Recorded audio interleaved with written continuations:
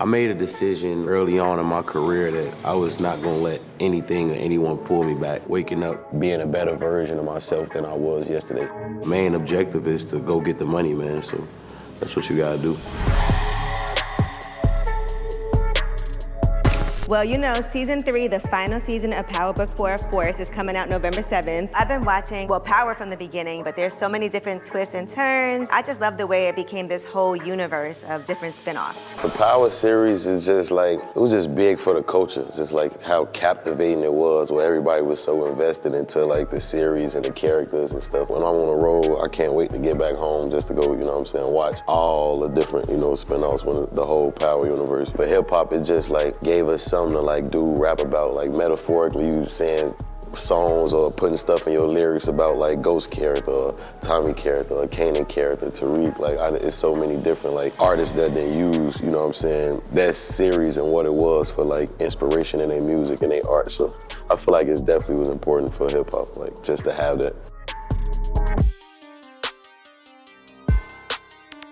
So everybody on Power Book 4 is playing a game of chess, trying to figure out what's my next move, what's 10 moves from here, what is this person gonna do if I move here? We should be the connect here in Chicago. What's standing in our way?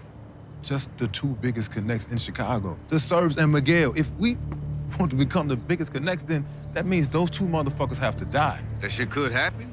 Chicago's a violent city, you feel me? In your own personal life and music, what type of survival skills have you learned from going through what you've been through? I think that's just the game in the streets and life as well. And you know what's crazy? I used to always say like the rap industry, you gotta treat it like the streets. The only difference is the streets and it's morals and ethics. It's morals and ethics. The only difference between the music industry and the streets, I felt like when I first got into it, is that you can't physically do nothing to nobody. Right. Like, for real, but it's the same stuff going on. But people will keep their word, yeah, but not in the music business. Exactly. It's all about like what's hot right now. You can't take it personal. You just gotta understand, like being in this game and being in it for so long, I understand that like everybody's really out for themselves. You can't take things personally in this business. There's no permanent friends and no permanent enemies. Absolutely. And that's what they always say. Somebody that you could be like, they did something crazy to me, that might be somebody you end up working with later. All right, I gotta, of course, protect my interests and just protect your feelings, because if you act off emotion, especially like 9 times out of 10, it's gonna be like you doing something that you're gonna regret later on.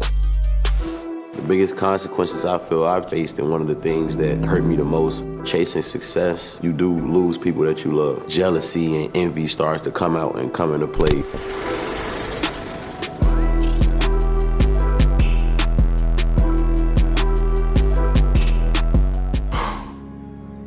The fuck are we doing, dude? Huh? Like, the fuck we been doing, man? I don't know, but it ain't right. Now, Diamond and Jannard, brothers on the show, they have this family dynamic where it's hard for them to kind of coexist together. How do you manage putting like the personal family life alongside career? It's kind of the same in a way with the music industry, because for one, it's a lot of money involved, you know, and it's a lot of people who feel like you should be doing this because I'm your brother, I'm your sister, I'm your cousin, you know what I'm saying? I'm your mom, I'm your We've dad. seen that a lot. Exactly. You just have to put the dream first. I still have a family first mentality, don't get me wrong, but I don't have a family first mentality when it comes to having to compromise my career and my lifestyle and the things that I have to do to actually provide for my family, you know what I'm saying? You know, it's like they say that you have to put your oxygen mask on first before you can save everybody else. Right, exactly. So if you're not able to do what you need to do for yourself, how can I do it for anybody else? People think that your success is like a reflection of them. Like sometimes family think that they responsible for your success. They might have dropped you off at one studio session. I deal with that, and I've dealt with that for quite some time. I feel like if the love is really there, if it's genuine, they'll come back around. Like sometimes you have to like create distance between you and family to reach certain goals. And when you do, you can bring them with you, or they might have done you a favor. You might be getting rid of somebody who really was like a cancer to what you're trying to complete in life. When it comes to snitching, like as a man standing on principles, you can't come back from it. I ever tell you how much I fucking hate rats? Rodent kind or the snitch kind? The snitch kind. Let's talk about your boy Vic. He got caught snitching. Yeah. When it comes to the business that we're in, what are the rules and the codes of snitching right now? Have they changed?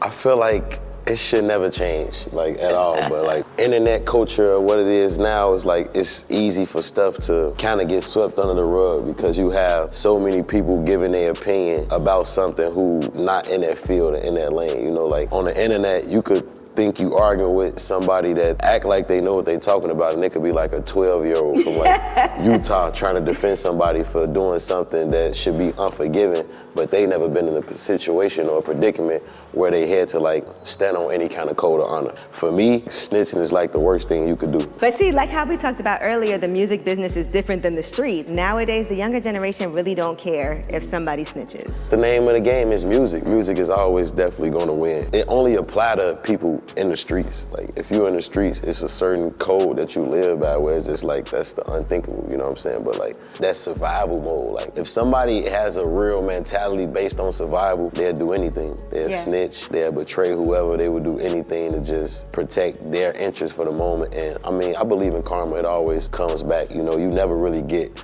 the results that you think you're gonna get when you break those moral codes.